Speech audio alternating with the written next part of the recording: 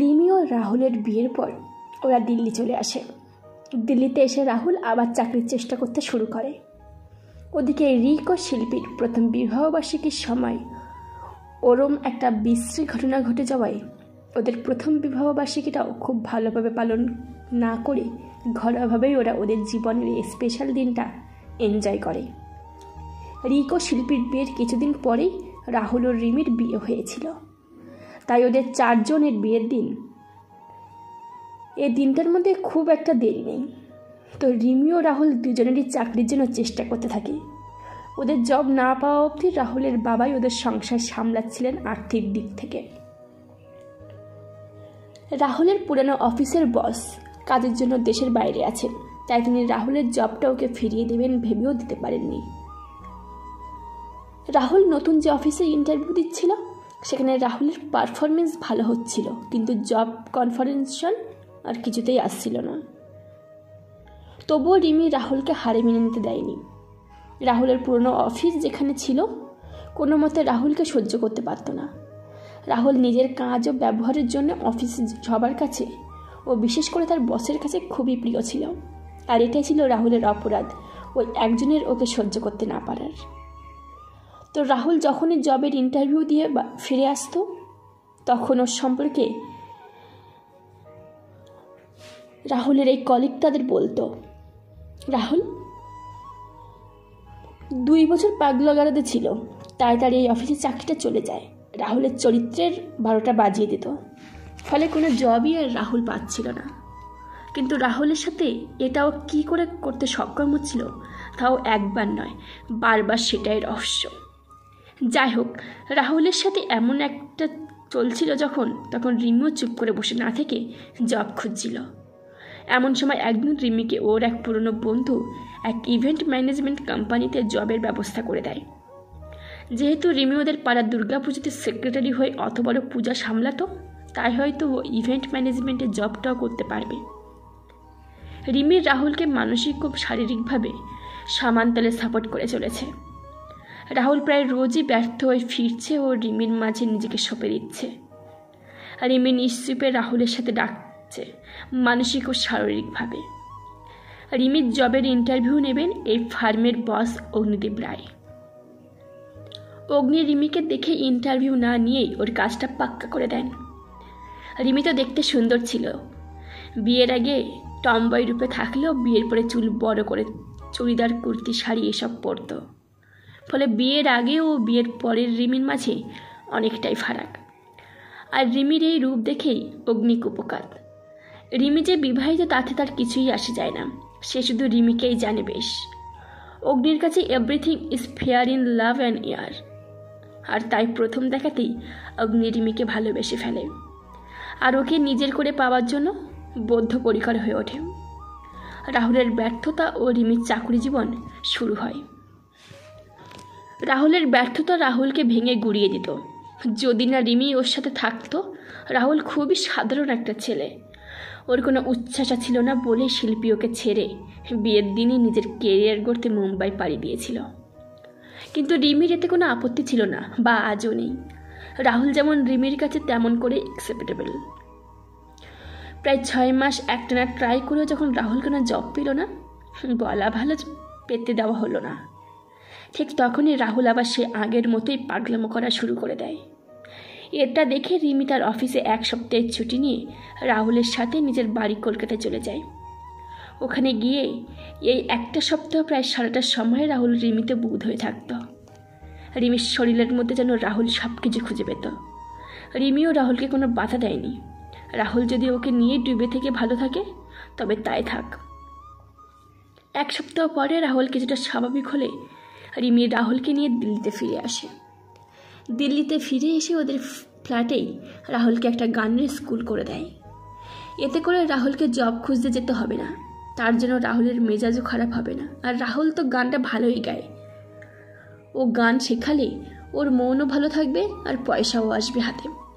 ওদিকে রিমিও মন দিয়ে নিজের কাজটা করতে পারবে। রাহুল বাড়ি বসে গান শেখালে ওর বাবা মাও বাড়িতে একা থাকবেন না। বেশ এই ভাবনা থেকেই রিমি রাহুলের জন্য ওদের ফ্ল্যাটেই গানের ক্লাস খুলে দিল। নাম লাগলো সুর লাহরি।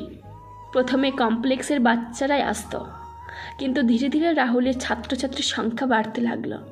রিমি নিজের কাজে ও রাহুল এই ক্লাসে বেশ ভালোই সময় কাটাতে লাগলো। রাহুলের বাবা মায়েরও ভালো সময় কাটতো এই সকল কচিকাচাদের সাথে, কিন্তু সব কিছু ভালোভাবে চলা হয়তো রাহুল ও রিমির কপালে ছিল না।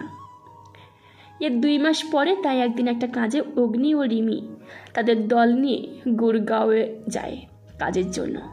3 দিনের জন্য ওরা গিয়েছিল। একটা বিয়েবাড়ি অনুষ্ঠান ছিল। রিমিদের ফেরার দিনের আগের রাতে হঠাৎ করেই রিমি মাথা ঘুরিয়ে পড়ে যায়। অগ্নি চিন্তিত হয়ে পড়ে ও ডাক্তারের কাছে নিয়ে যায়। ডাক্তার রিমিকে চেক আপ করে বলে,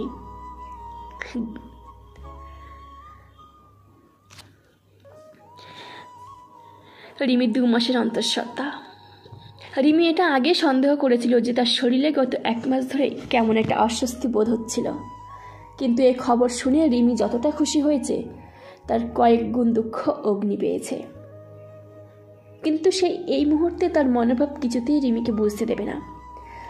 আর তখনই একটা খোরাতাফি আইডিয়া অগ্নির মাথায় আসলে সে এক অদ্ভুত বিজাতীয় হাসি তার ঠোঁটে ঠোঁটে ফুটে ওঠে, যা রিমি ও ডাক্তারের চোখে পড়ে না।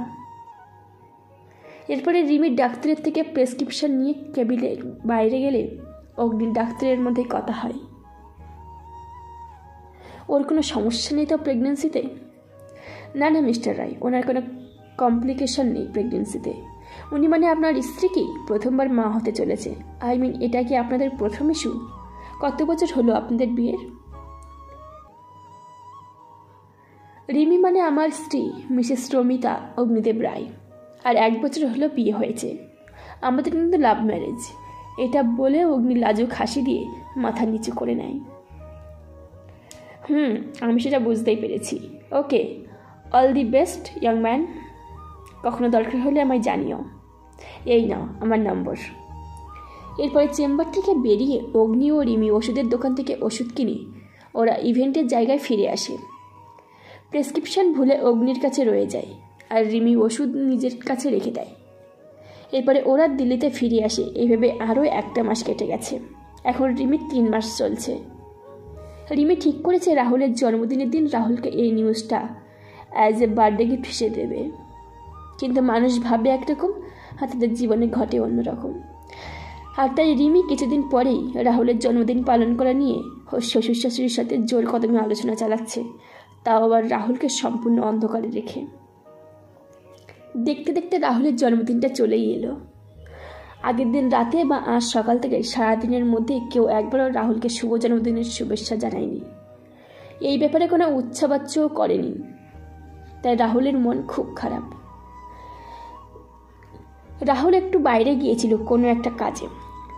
সেই সুযোগে রিমিরা সবাই মিলে সব কিছু গুছিয়ে ফ্ল্যাটের সব আলো নিভিয়ে রাহুলের জন্য অপেক্ষা করছিল। কিছু সময় পরে রাহুল ফিরে এসে দেখে ফ্ল্যাটের দরজাটা খোলা, কিন্তু ভিতরে ঘুটঘুটে অন্ধকার। আর তাই রাহুল রিমি ও তার বাবা মাকে ডাক দিয়েই যেই না রুমের ভিতরে পা দিয়েছে অমনি সব লাইট একসাথে জ্বলে ওঠে, আর সাথে সাথেই সমবেত কণ্ঠে হ্যাপি বার্থডে টু ইউ গেয়ে ওঠে সবাই। রাহুল সে তো বাচ্চাদের মতো খুশি হয়ে যায়। সে দেখে কেক, বেলুন, মোমবাতি দিয়ে পুরো ঘরটা সাজানো। এরপরে রাহুল কেক কেটে নিলে সবাই মিলে কেক খেতে, তারপরে রাহুল ও তার ক্ষুদে শিষ্যদের গান দিয়ে অনুষ্ঠান শেষ হয়।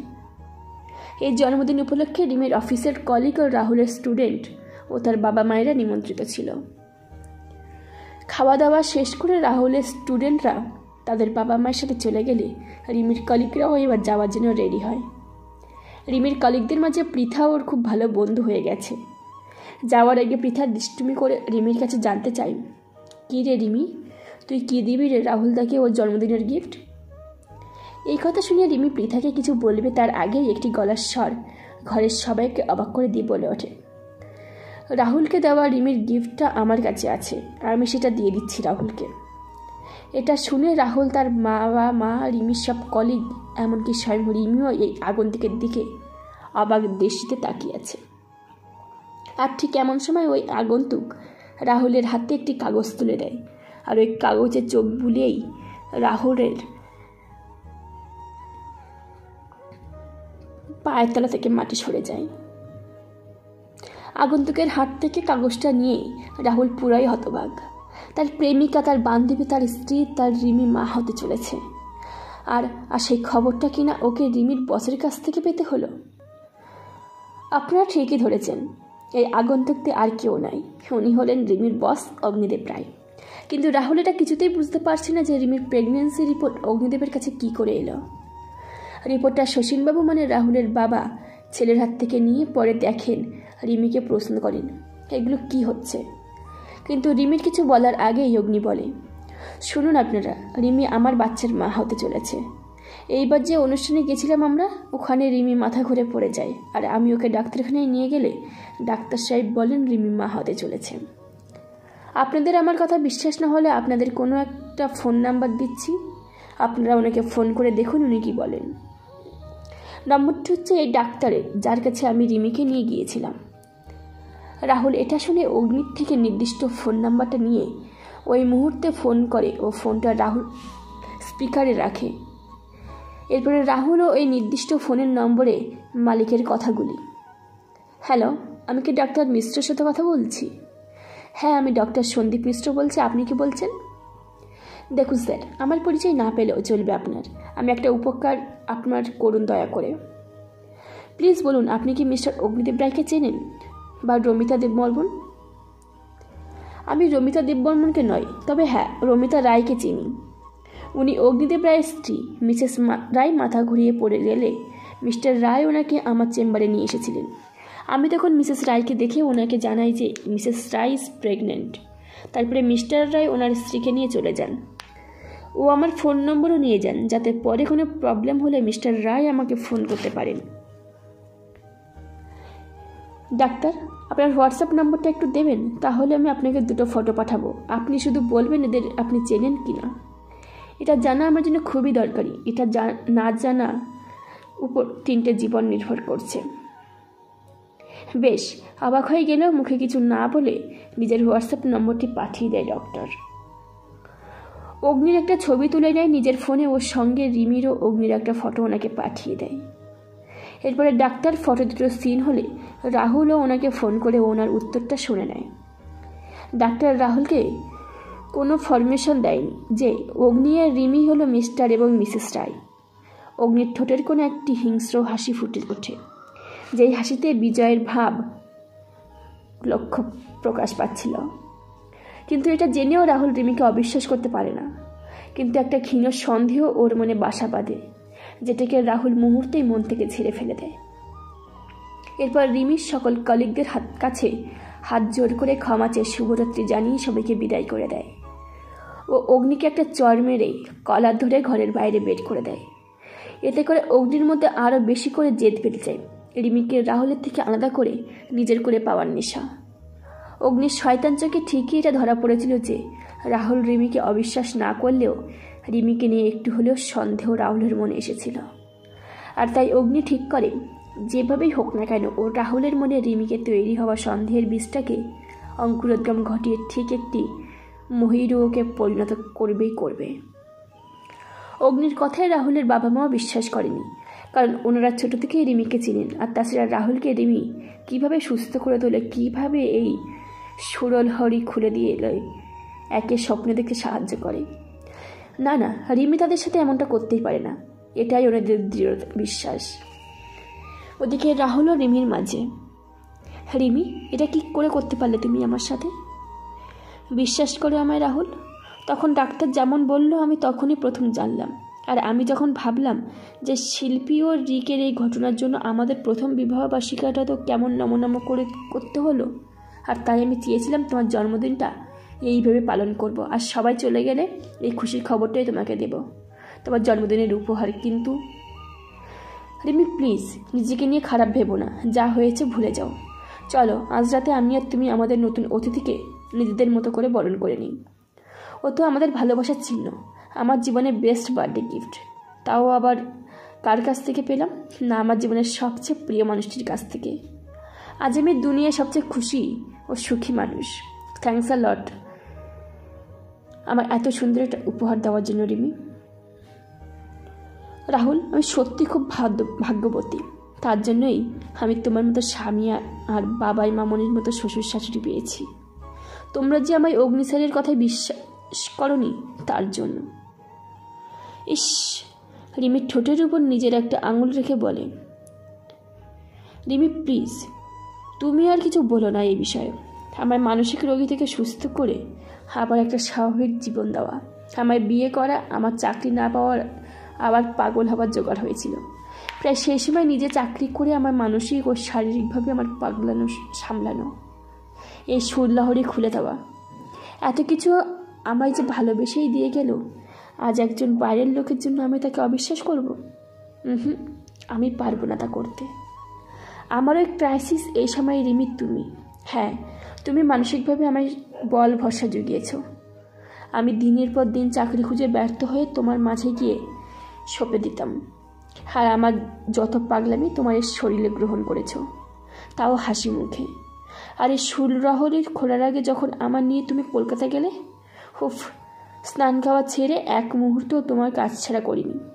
আমার সকল অত্যাচার তুমি সহ্য করেছ। তুমিও তো মানুষ, তোমারও তো ইচ্ছা অনিচ্ছা মতামত আছে। আমি তো সেটা তখন ভাবতামই না। নিজের ব্যর্থতাকে ঢাকতে সবসময় তোমার উপর ঝাঁপিয়ে পড়ে তোমার দলিত মোচিত করে নিজের শান্তি নিয়ে পড়ে থাকতাম, সব ভুলে তোমার মাঝে ডুবে থাকতাম। যার ফলে আজ আমরা এক নতুন অতিথিকে পেয়েছি আমাদের মাঝে। কই, তুমি তো তখন টু শব্দটাও করতে না। তুমি যেন আমার সব দুঃখ কষ্ট ব্যর্থতার জ্বালা সবটা নিজের মধ্যে শুষে নিতে। তবে এমন একটা মানুষকে অবিশ্বাস করব, তাও ওই অগ্নির কথায়? কখনোই না। এই কথা বলে রাহুল রিমিকে তার দুই বলিষ্ঠ বাহুর মাঝে জড়িয়ে ধরে রাখে, আর রিমির কপালে একটি স্নেহ চুম্বন এঁকে দেয়, গভীর ভালোবাসা ও মমতায়। রিমি একটি স্বস্তির নিঃশ্বাস ফেলে, নিজেকে রাহুলের বুকের মাঝে সঁপে দেয়। ওদিকে অগ্নি তার অফিসের কেবিনে বসে একটি জবরদস্ত প্ল্যান আঁটে, আর সেই প্ল্যান সাকসেসফুল করার জন্যই সে তার রুমের দুজনকে ডেকে পাঠায়। তারা দুজন রুমে এলে অগ্নির সাথে কি করতে হবে বুঝিয়ে বলে। ওরা সেটা করতে রাজি হয় না, কিন্তু ধূর্ত ব্যবসায়ী অগ্নিদেব রায়ের একটা খুব ভালো করেই জানা আছে কিভাবে এদের দিয়ে নিজের কাজ হাসিল করতে হয়।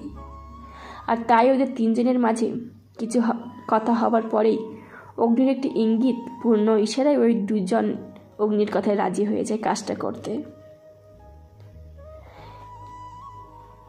এর দুদিন পরে রিমি অফিসে যায় নিজের ইস্তফাপত্র জমা দিতে, আর তার জন্য রিমি সোজা তার বস অগ্নির ঘরে গিয়ে ঢোকে।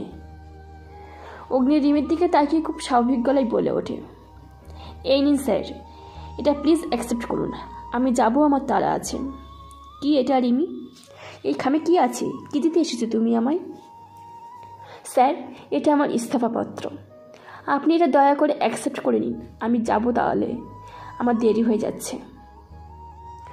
এদিকে অগ্নিদেব মনে মনে ভাবছে, আমি ভেবেছিলাম তুমি এমনটা করতে পারো, কিন্তু সত্যি সত্যি যে করবে, আর তাও এত জলদি, সেটা ভাবতে পারিনি। কিন্তু শোনা, চিন্তা করো না, আমি তোমায় আমার থেকে দূরে যেতে দেবো না। আর তাই তোমার এই রিজেকশন লেটার আমি এখন কিছুতেই অ্যাকসেপ্ট করব না। রিমিকে বলল, রিমি, তুমি প্লিজ আমায় ক্ষমা করে দাও, আমি তোমায় দেখেই ভালোবেসে ফেলেছিলাম, আর তাই ওই দিন ওই রকম একটা অন্যায় করে ফেলেছিলাম। আমি ভগবানের দিব্যি করে বলছি, রিমি, আজকের পর থেকে আর কখনোই তোমার সাথে এমন কিছু করব না। আমি আজ থেকে তোমার খুব ভালো বন্ধু হয়ে থাকবো। তুমি প্লিজ জবটা ছেড়ো না। তুমি তোমার কোম্পানির অ্যাসিস্ট্যান্ট বলো তো, আমি আজ থেকে আমার প্রমিস রাখবো, দেখে নিও। আমার প্রথম ভুলটাকে তুমি নিজে গুণে ক্ষমা করে দিতে পারবে না? আমি শুনেছি প্রথম ভুল তো ভগবানও মাফ করে দেয়। রিমি, তুমি আমায় মাফ করে বন্ধু মেনে এই অফিসে চাকরি করতে পারবে না? রিমি অনেক ভেবে জবাব দেয়, ওকে স্যার, প্রথম ভুল বলেই আপনাকে মাফ করে দিয়ে আপনাকে আমার ভালো বন্ধু ভেবে এই চাকরিটা ছাড়ছি না। এই কথা বলে রিমি খামটা হাতে নিয়ে যেই চেম্বার থেকে উঠে দাঁড়িয়েছে, অমনি মাথা ঘুরে পড়ে যাচ্ছিল, আর তখনই অগ্নি ঠিক হিরোর মতো জাপটে ধরে ওর পড়ে যাওয়া আটকে নেয়। রিমি চোখ বন্ধ করে জোরে জোরে শ্বাস নিচ্ছিল, আর অগ্নি ওকে জড়িয়ে ধরে শান্ত করছিল। ওদিকে রিমি রাহুলকে সাথে নিয়েই আজ অফিসে এসেছিল, কারণ রাহুল ও রিমি দুজনেই আজ ডাক্তারের চেম্বারে যাবে চেক আপ করার জন্য। আর তাই রিমি ঠিক করে ও অফিসে এসে বসকে বলে নিজের ইস্তফা জমা দিয়ে রাহুলের সাথে ডাক্তার দেখাতে যাবে। রিমির এতটা সময় লাগছে বলে রাহুল অফিসের ভিতরে গিয়ে রিমির খোঁজ করলে সে রাহুলকে তাদের বসের কেবিনের বাইরে দাঁড় করিয়ে চলে যায়। রাহুল বোঝে রিমি এখন অগ্নির সাথেই তার চাকরি ছাড়ার ব্যাপারে কথা বলছে। রাহুল কয়েকবার দরজায় টোকা দিয়ে কোনো সাড়া না পেয়ে যে দরজা খুলেছে, অমনি রাহুল ঘরের ভিতরে তাকিয়েই পুরো চুপ হয়ে যায়। রাহুল রিমির সাথে কথা বলতে বলতে ওর বস মানে অগ্নির কেবিনে ঢুকেই পুরো শকড। রিমিকে কিছু না বলে রাহুলকেই কেবিনের দরজা বন্ধ করে দিয়ে ওই অফিস থেকে চলে আসছিল। এমন সময় ওই অফিসেরই দুটো ছেলে মেয়ে একটা বিষয়ে আলোচনা করছিল, যেটা রাহুল শুনতে না চাইলেও ওদের আলোচনার বিষয়বস্তু শুনেই ওদের কাছাকাছি থেকে ওদের আলোচনা শুনে ঠিক তৎক্ষণাৎ অফিসের থেকে নিজের বাড়ি চলে আসে। এরপরে রিমি অগ্নির সাথে কথা শেষ করে অফিসের বাইরে এসে রাহুলকে দেখতে না পেয়ে ওকে ফোন করে। কিন্তু এটা কি হলো? রাহুল আমায় না বলে কোথায় চলে গেল আর নিজের ফোনটাই বা বন্ধ করে রেখেছে কেন? এসব কিছু ভাবতে ভাবতে রিমি একটি ট্যাক্সি নিয়ে বাড়ি ফিরে আসে। আর বাড়ি ফিরেই দেখে ওর শ্বশুর শাশুড়ি বসার ঘরে সোফায় গম্ভীর মুখ করে বসে আছে। ওনাদের রিমি রাহুলের কথা জিজ্ঞেস করলে ওনারা রিমির কথার কোনো জবাব না দিয়ে সোজা নিজেদের ঘরে চলে যান। এদিকে রিমি হতভম্বের মতো নিজের ঘরে গিয়ে দেখে রাহুল নিজের চোখের উপর হাত রেখে বিছানায় টান টান হয়ে শুয়ে আছে। রিমি কিছুই বুঝে উঠতে পারল না রাহুলের হাতের উপরে হাত রেখে ওকে কিছু জিজ্ঞেস করতে যাবে, তার আগেই রাহুল নিজের হাত রিমির হাতে ছোঁয়া পেয়েই এক জোর ঝটকায় রিমির হাতটা নিজের হাতের উপর থেকে সরিয়ে দেয়। রিমিকে ওকে ছুতে বারণ করে দেয়। রিমি তো বেচারি কিছুই জানে না, ফলে এদের কারোর কোনো ব্যবহারই রিমির কাছে স্পষ্ট নয়। তাই এবার রিমি রাহুলের পাশে দাঁড়িয়ে থেকেই ওকে স্পর্শ করে রাহুলকে প্রশ্ন করে, কি হচ্ছে এসব? রাহুল যেন ওকে সবটা খুলে বলে। রাহুল আসার সময় দেখলাম বাবা মা গম্ভীর মুখে করে সোফায় বসেছিল। ওদের তোমার কথা জিজ্ঞাসা করতে ওরা কিছু না বলে ওনাদের ঘরে চলে গেল, আর এখন তুমি এমন ব্যবহার করছো আমার সাথে। কি হয়েছে? কি করেছি আমি, সেটা কি খুলে বলবে প্লিজ? একটি হিমশীতল দৃষ্টিতে রিমির দিকে তাকিয়ে একটাই কথা বলে, তুমি কি তোমার চাকরিটা ছেড়ে দিয়েছ? শুধু একটি মাত্র শব্দে উত্তর দেবে, হ্যাঁ কি না। বেশ, এর বেশি আর কিছু না। খুবই অবাক হয়ে যায় রাহুলের এমন আচরণে, কিন্তু মুখ দিয়ে শুধু একটাই শব্দ বের হয়, না। রাহুল এবার রিমিকে তার জিনিসপত্র সমেত এই মুহূর্তে ঘর থেকে বের করে দেয়। রিমি তো রাহুলের এই আচরণে পুরোই হতবাক। রিমি রাহুল ও রাহুলের বাবা মায়ের চোখে এই মুহূর্তে শুধুই ঘৃণা দেখতে পাচ্ছে নিজের জন্য। আর তাই রিমিও নিজের আত্মসম্মান বজায় রাখতেই রাহুলের বাড়ি ছেড়ে চলে আসে রাস্তায়। আর রিমি যেই মুহূর্তে বাড়ি ছেড়ে রাস্তায় আকাশের নিচে দাঁড়িয়ে ভাবতে শুরু করে এখন সে কোথায় যাবে, কোথায় থাকবে, তার শরীরে বেড়ে ওঠা রাহুলের সন্তানের ভবিষ্যৎ কী হবে। আর এত সব কিছু চিন্তা করার ফলেই রিমি মাথা ঘুরে পড়ে যাচ্ছিল। ঠিক তখনই দুটো বলিষ্ঠ বাহু তাকে ধরে বাঁচিয়ে নেয়। রিমি অজ্ঞান হওয়ার আগে একটি মুখ সে অস্পষ্টভাবে দেখতে পায় ও ভাবে রাহুল ওকে নিতে এসেছে। কিন্তু রিমি যখন পরে জ্ঞান ফেরে তখন রিমি নিজেকে একটি সম্পূর্ণ অজানা জায়গায় আবিষ্কার করে। রিমি নিজেকে একটি বিছানায় শুয়ে থাকতে অবস্থায় দেখতে পায়। আর তাই শুয়ে থাকা থেকে উঠতে যেতেই একটি মানুষের গলার স্বর শুনতে পায়, যে রিমির উদ্দেশ্যে বলতে থাকে, না না না না, প্লিজ রিমি, এখানেই উঠে বসো না, তুমি এখন দুর্বল আছো, প্লিজ উঠো না। অবাক হয়ে মানুষটিকে দেখতে দেখতে বলে ওঠে, আরে স্যার, আপনি এখানে? আর আমি তো রাস্তায় ছিলাম, আমার যতদূর মনে পড়ছে, তবে আমি এখন কোথায় আর এখানে এলামই বা কী করে? একটি দীর্ঘশ্বাস ফেলে রিমিকে জানায় যে ও রিমির সাথে একটা প্রজেক্ট নিয়ে আলোচনা করবে বলে ওর বাড়ি যাচ্ছিল। কারণ অগ্নি ভেবেছিল রিমিকে ওর বাড়ি থেকে তুলে নিয়ে সোজা প্রথার বাড়ি চলে যাবে।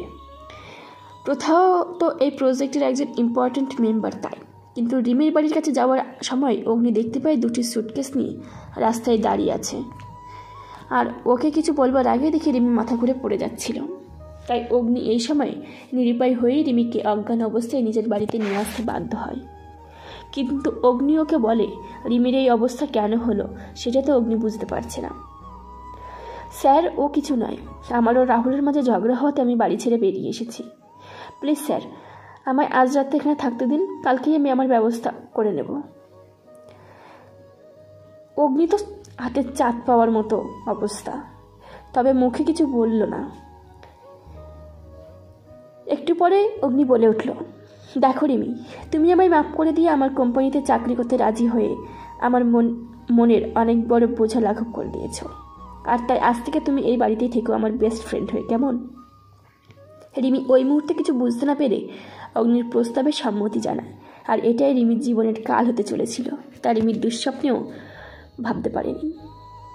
ওই রাতটা রিমি কোনো রকমে অগ্নির বাড়িতে কাটিয়ে পরের দিন যখন অগ্নি থেকে বিদায় নিতে চলে যাবে, এমন সময়ে অগ্নি রিমিকে বলে, শোনো রিমি, তুমি তো আমার বন্ধু, আর তোমার এমন সময় আমি তোমার পাশে থাকতে চাই। যেহেতু আমার একটা ভুলের জন্য তুমি রাহুলের কাছে প্রায় অপরাধী হয়ে গেছিলে, তাই তোমার পাশে থেকে তোমাদের মাঝে সব ভুল বোঝাবুঝি আমি শেষ করে দিতে চাই। আমি এইভাবেই আমার ভুলের প্রায়শ্চিত্ত করতে চাই। প্লিজ রিমি, তোমার এই বন্ধুকে তুমি এটুকু করার অধিকার দেবে না? রিমির মনের অবস্থা তখন ঠিক ছিল না, আর তাই সে অগ্নিকে বিশ্বাস করে ওর বাড়িতেই থেকে যায়। কিন্তু রিমি রাহুলকে বলে যে আমার মাইনে থেকে একটা অ্যামাউন্ট কেটে নিতে হবে আপনাকে, কারণ আমি এই বাড়িতে থাকব, তবে পিজি হয়ে। আপনি আমার ভাড়া বাবদ ওই টাকাটা আমার মাইনে থেকে কেটে নেবেন। রিমিকে নিজে রাখার জন্য রিমির এই প্রস্তাব অগ্নি সাদরে গ্রহণ করে। এরপর থেকে রিমি অগ্নির বাড়িতেই পিজি হয়ে থাকতে আরম্ভ করে। এই ঘটনার প্রায় 6 মাস পরে রাহুলের গানের স্কুলে প্রথম জন্মদিনের উৎসব উপলক্ষে রাহুল ইভেন্ট ম্যানেজমেন্ট কোম্পানির সাথে যোগাযোগ করলে তারা না করে দেয়। তারা এত ছোটো কাজের দায়িত্ব নেবে না, তাই রাহুল কোনো কোম্পানিকে থেকে সাহায্য না পেয়ে আগত পৃথার কাছে যোগাযোগ করে। তখনই পৃথা ওকে অগ্নির বাড়িতে নিয়ে যায় কথা বলার জন্য, কারণ অগ্নির কোম্পানি একমাত্র ছোট বা বড় যে কোনো ধরনের অর্ডার দিত। অগ্নি বেশ কিছুদিন ধরেই অফিসে অনুপস্থিত থাকায় রাহুলকে পৃথা অগ্নির বাড়িতেই নিয়ে আসে ইভেন্টের ব্যাপারে কথা বলতে। রাহুল ও পৃথা অগ্নির ঘরে গিয়ে ওরা অগ্নির ঘরে দেখতে পায় রিমিকে। এটা দেখে রাহুল রিমির দিকে মুখ ঘুরিয়ে নেয় ঘৃণায়, যেটা রিমির চোখে নেয়নি। তাও রিমি রাহুলকে কিছুই বলেনি এ ব্যাপারে।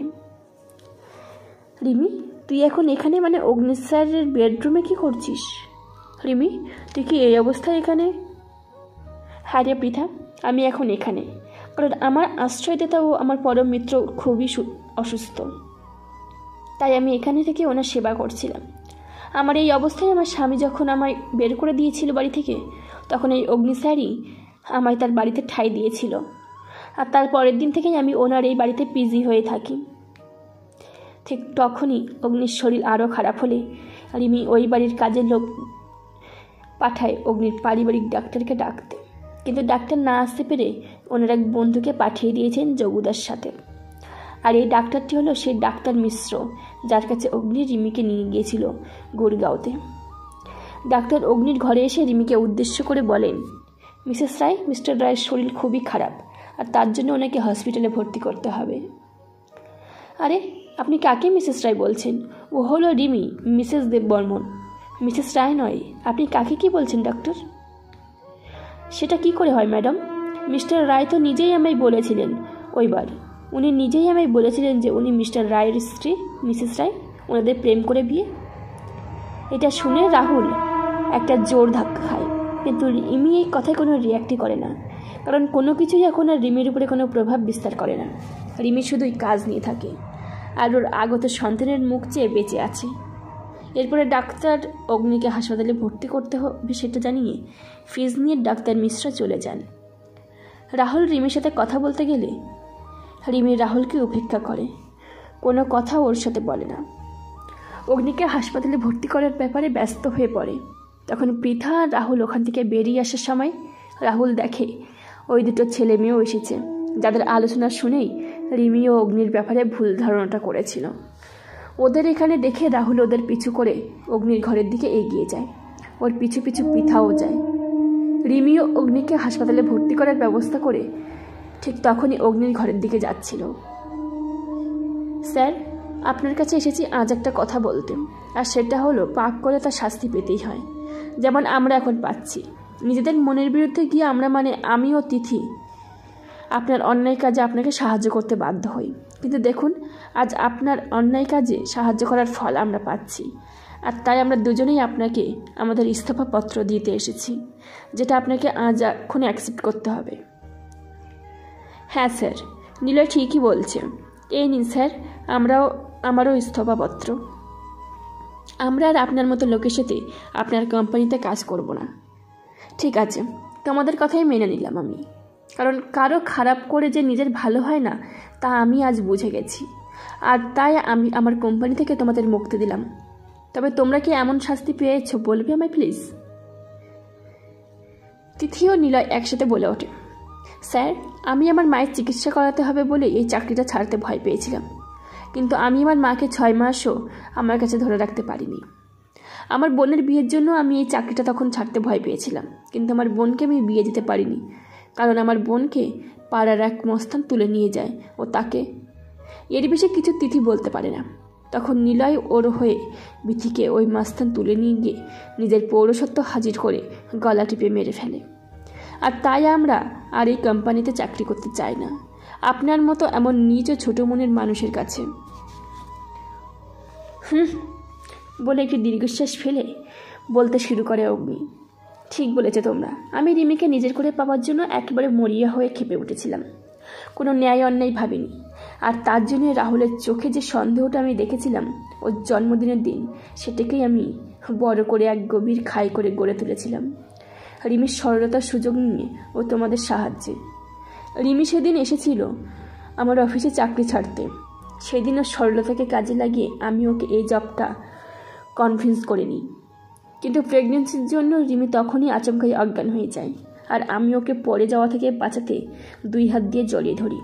আর ঠিক তখনই রাহুল আমার কেবিনে দরজা খুলে আর রিমিকে আমার বক্ষলগ্ন হয়ে চুপচাপ চোখ বন্ধ করে পড়ে থাকতে দেখে কেবিনের বাইরে চলে যায়। আর ঠিক তখনই ওকে শুনিয়ে তোমরা দুজন ওই আলোচনাটা করছিলে, যার ফলে রাহুল রিমিকে ভুল বুঝে ঘৃণাবশত ওকে ওই দিনই বাড়ি থেকে বের করে দেয়। আর আমি এটা হবে জানতাম, আর তাই ওকে রাস্তা থেকে অজ্ঞান অবস্থায় নিজের বাড়ি নিয়ে আসি। কিন্তু শত চেষ্টা করেও রিমি আমার বাড়িতে থাকার কথাটা রাহুলের কানে তুলে দিতে পারিনি। কিন্তু আজ সেই কাজটাও সম্পূর্ণ হয়েছে। রাহুলের রিমিকে বের করে দেওয়ার পর রিমির যা মনোবস্থা হবে তাতে করে ওর আবার জ্ঞান হারানোর একটা সম্ভাবনা ছিলই। তাই রিমি অফিস থেকে বেরিয়ে গেলে আমিও ওর পিছু পিছু ওদের ফ্ল্যাটের কাছেই আমার গাড়ি নিয়ে আমি রিমির বেরিয়ে আসার অপেক্ষায় ছিলাম। এবং কিছু সময় পরেই আমার আশা পূর্ণ করে রিমি ওদের ফ্ল্যাট থেকে বেরিয়ে আসে। তোমরা না চাইলেও তোমাদের চাকরি খেয়ে নেব, আর তোমরা যাতে অন্য কোথাও চাকরি না পাও সেটা আমি দেখব, যদি তোমরা আমার কথা না শোনো। আর তাই তোমরা ওই দিন রাহুলের কানের কাছে আমার আর রিমির সম্পর্ক নেই এমন ইঙ্গিত করেছিলে নিজেদের আলোচনায়। হ্যাঁ স্যার, তিথি আর আমি অনেকে শুনি এটাই বলেছিলাম যে রিমি আর স্যার মানে আপনি সব জায়গায় একসাথেই যান কাজের জন্য, আর বাইরে গেলে আপনারা একই রুম শেয়ার করেন। আপনি তো শুধু রিমির সাথেই জব কাজের জায়গায় নিয়ে যেতেন, আর এটা আপনি করেন রিমি আসার পর থেকেই। আপনি আগে তো কোনো কাজের জায়গাতেই নিয়ে যেতেন না। হ্যাঁ, আমি নিলয়কে বলি যে রিমির সাথে স্যার মানে আপনার সাথে এত ঘনিষ্ঠতার জন্যই রিমির এত জলদি এত উন্নতি। কই এত পুরনো পৃথা ম্যাম তো এতদিনেও এত উন্নতি হয়নি। আসলে কি জানো নিলয়, রিমির মতো মেয়েদের কখনোই ক্যারিয়ার নিয়ে ভাবতে হয় না। তারা জলদি উন্নতির শিখরে ওঠার শর্টকাটের রাস্তাটা খুব ভালো করেই জানে। এই বলে আমি চোখ মেরে ওকে একটা ইঙ্গিতময় ইশারা করে হাসতে হাসতে ওইখান থেকে চলে আসি। তারপরে আপনাকে এসো আমরা রিপোর্ট করে নিজেদের কাজে চলে যাই। হ্যাঁ, তোমাদের কাছ থেকে রিপোর্ট পেয়ে তো আমি চলেই যাই রিমির কাছে, কারণ আমি যখন বুঝে গিয়েছিলাম আমার মিশন রিমি সম্পূর্ণরূপে সফল। আমি তোমাদের আমার পাপ কাজে লাগিয়ে তোমাদের কাছেও আমি এখন অপরাধী। তবে কি বলো তো, পাপের ফল এই জন্মেই হয়তো পেতে হয়, তাই আমিও পাচ্ছি আমার পাপের ফল। আমি এখন একজন ব্লাড ক্যান্সারের রোগী, তাও আবার লাস্ট স্টেজে। আমি যে রিমির কাছে ক্ষমা চাইবো তার মুখও নেই। দরজার বাইরে দাঁড়ানো রাহুল ও পৃথা ওদের 3 জনের কথাবার্তা শুনে কী রকম যে ধাক্কা খেয়েছে সেটা অবর্ণনীয়। বিশেষ করে রাহুল কি করবে, কি বলবে রিমিকে, কি করে রিমির মুখোমুখি হবে সেটাই ভেবে পাচ্ছে না। ঠিক তখনই পৃথা ওর কাঁধে হাত রেখে বলে, রাহুলদা চলো রিমির কাছে, ওর কাছে গিয়ে ক্ষমা চেয়ে ওকে ফিরিয়ে নিয়ে চলো। ও কিন্তু আর একা নয়, ওর কাছে আছে তোমার সন্তান, ভুলে যেও না। এরপরে রাহুল ও পৃথা বাড়ির সব ঘরগুলো খুঁজে রিমির ঘরের সামনে এসে দাঁড়ায়। এতগুলো দিন রিমি যেই ঘরে থাকতো, অনেক ইতস্তত করার পরে ওরা দুজনেই ওই ঘরে ঢুকে রিমিকে কোথাও না পেয়ে হতাশ হয়ে পড়ে। ঠিক এমন সময় হঠাৎ করেই পৃথা একটি চিঠি দেখতে পাই, টেবিলের উপর চাপা দেওয়া আছে পেপার ওয়েট দিয়ে। পৃথা চিঠিটা হাতে নিয়ে পড়ে আর তারপরে রাহুলদা বলে জোরে ডেকে ওঠে। রাহুল ওর ডাক শুনে ওর মুখের দিকে জিজ্ঞাসা দৃষ্টিতে তাকালে পৃথা ওর দিকে চিঠিটা এগিয়ে দেয়। চিঠিটা রাহুলকে উদ্দেশ্য করে রিমির লেখা শেষ চিঠি। শেষ চিঠি কেন বলছি, চিঠিটা পড়লেই আপনারা বুঝতে পারবেন। রাহুল এক মনে চিঠিটা পড়তে পড়তে চোখের জল আর ধরে রাখতে পারে না। রাহুল, আমার কপালে হয়তো তুমি ছিলে না, আর তার জন্যই তুমি তোমার রিমিকে অবিশ্বাস করে ঘৃণা করতে শুরু করলে। তো আবার কতগুলো বাইরের লোকের কথায় একটি বদলোকের অঙ্গুলি হেলনে তোমার আমার প্রতি থাকা সব প্রেম, ভালোবাসা, শ্রদ্ধা, বিশ্বাস সব কিছুই হারিয়ে ফেললে। বাহ, এই ছিল তোমার ভালোবাসা? যাই হোক, আমি আর এই নিয়ে কোনো আলোচনায় যেতে চাই না, বিশেষ করে তোমার সাথে। তাই আমি তোমার জীবন থেকে চিরতরে চলে যাচ্ছি। তোমার সন্তানকে নিয়েই আমি আমার বাকি জীবনটা কাটিয়ে দিতে পারবো। আমি কলকাতাতেও যাচ্ছি না, তুমি সেটা খোঁজ নিয়ে জানতে পারবে। আমি তোমার থেকে পাওয়া অবহেলা, অপমান, তিরস্কার ভুলে আবার তোমার সাথে ঘর সংসার করতে পারবো না। তাই আমি আমার অনাগত সন্তানকে নিজের শরীরের ভিতরে আঁকড়ে রেখেই অজানার উদ্দেশ্যে পাড়ি দিলাম। তুমি তো আমায় খুব ভালো করেই চেনো, তাই তুমি জানো যে আমি আমার আত্মসম্মান বিসর্জন দিয়ে কোনো কিছুই করি না। তাই তুমি আমাকে আর কখনোই খোঁজার চেষ্টা না করে নিজের জীবন নিজের মতো করে গুছিয়ে নাও। মা বাবার খেয়াল রেখো।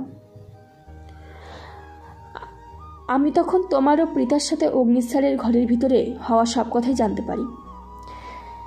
আমি তাই তখনই বুঝতে পারি যে সত্যিটা তুমি জানলেই আমার কাছে আসবে, আমার কাছে ক্ষমা চেয়ে আমায় আবার তোমার জীবনে ফেরত নিতে চাইবে। আর তাই আমি তোমায় সেই সুযোগটা না দিয়েই এখনই এখান থেকে চলে যাচ্ছি। তুমি এই ঘরে আসবে জেনেই চিঠিটা তোমার জন্য লিখে রেখে গেলাম। ভালো থেকো। ইতি, তোমার সন্তানের হতভাগী মা। চিঠিটা পড়ে পৃথা আর রাহুল দুজনেই হতভম্ব, কিন্তু এরপরে আর কিছুই করার নেই জেনেই রাহুল ও পৃথা ওই বাড়ি ছেড়ে বেরিয়ে ফিরে আসে নিজের আস্থানায়। আর ওদিকে অগ্নির অবস্থার অবনতি হলে ওকে নিলয় ও তিথি হাসপাতালে ভর্তি করে দেয়। এরপরে নিলয় ও তিথিও নিজেদের পথেই এগিয়ে যায়। এরপরে যে যা নিজের জীবন নিয়ে বাঁচতে থাকে, আর অগ্নি এখন হাসপাতালে শুয়ে শুয়ে নিজের মৃত্যুর দিন গুনছে। তবে মৃত্যুর আগে অগ্নি তার কোম্পানি ও কোম্পানির কর্মচারীদের দায়িত্ব পৃথার যোগ্য হতে তুলে দেয়। পৃথা অগ্নিকে প্রথম থেকেই ভালোবাসত, কিন্তু কখনোই বলতে পারেনি। তাই পৃথা তার প্রিয়তমের শেষ ইচ্ছা হিসেবেই অগ্নির কোম্পানির দায়িত্ব নিজের কাঁধে তুলে নেয়। এতে কোম্পানির কর্মচারীরাও খুশি হয় আর নতুন মালকিন পৃথাকে পেয়ে। এবার পৃথা মন দিয়েই কোম্পানি ও অগ্নিকে সামলাতে থাকে অগ্নির শেষ সময়। অগ্নিও নিজের কোম্পানির ও নিজের জীবনের শেষ দিনগুলো পৃথার হাতে ছেড়ে দিয়ে নিশ্চিন্তে নিজের পাপের ফল হিসেবে মৃত্যুর আশার অপেক্ষার প্রহর গুনতে থাকে। রাহুলও রিমিকে ফিরে পাবে না এটা নিশ্চিতভাবে জেনেই রিমি তাকে দেওয়া উপহার তার সুললহরীকে নিয়েই বাঁচবে ঠিক করে। রাহুল তার রিমি ও তার সন্তানকে ওই সুললহরীর মাঝেই খুঁজে নেয়, কারণ এই সুললহরী রিমির দেওয়া রাহুলকে শেষ উপহার। রাহুলের বাবা মাও এটা মেনে নেয়, কারণ আজ রিমির প্রতি ওরা ওনাদের আচরণ ও মনোভাবের জন্য আজ ওনারা অনুতপ্ত। এইভাবেই শুরু হলো এক আত্মসম্মান নিয়ে বেঁচে থাকা এক নারীর জীবন শুদ্ধ। ছোট থেকে রাহুল ছিল রিমির মনের মাঝে তুমি। আজ থেকে রিমির অনাগত সন্তান হিসেবে তার মনের মানুষ। তাকে যে নিজের মনের মতো করেই গড়ে তুলতে চেষ্টা করবে বলে রিমি ঠিক করে। আজ রিমিও তাদের সন্তানই হলো রাহুলের জীবনে তার মনের মানুষ।